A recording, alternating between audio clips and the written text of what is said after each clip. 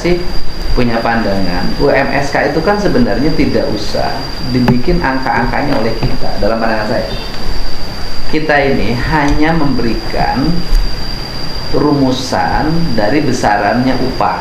Makanya kan saya ngomong, berapa sih Bekasi misalnya? Bekasi itu 0,9%. Saya bilang ya UMSK-nya 0,91. Dari 0,91 itu kan tinggal dikali pertumbuhan, inflasi, dan alfa. Kemudian siapa yang mengkalinya, seluruh mereka aja di perusahaannya masing-masing dengan serikat pekerjaannya. Kita hanya netapin besaran. Kan dia tahu dong upah yang tahun dulu berapa. Ya Pak. Ya kan? Nah, kenaikan UMSK sekarang berdasarkan kualifikasi KBLI-nya, maka sekian. Maka penetapan kita ini harusnya, dalam pandangan saya, hanya di penetapan KBLI. Nah, saya nggak tahu peraturannya, saya kan nggak baca detail peraturannya. Gimana Pak Firman? Ya, terkait pada UMSK, memang ini ada domain Bapak, penetapannya mulai Kemdikbud.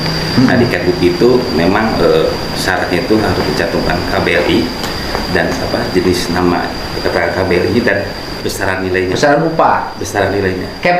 Dasar dari Kemdikbud bahwa harus mencantumkan KBLI dan besaran upah, apa dasar hukumnya?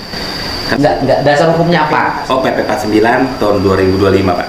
Yang pengupahan. Ada itu. Ada. Bahwa Kemdikbud ya, harus mencantumkan besaran angka. Karena problemnya politiknya jadi di gubernur. Betul sekali. Jadi politiknya jadi di gubernur. Jadi menurut saya gubernurnya terlalu seksi untuk jadi sorotan politik upah. Karena upah ini kan politik sebenarnya.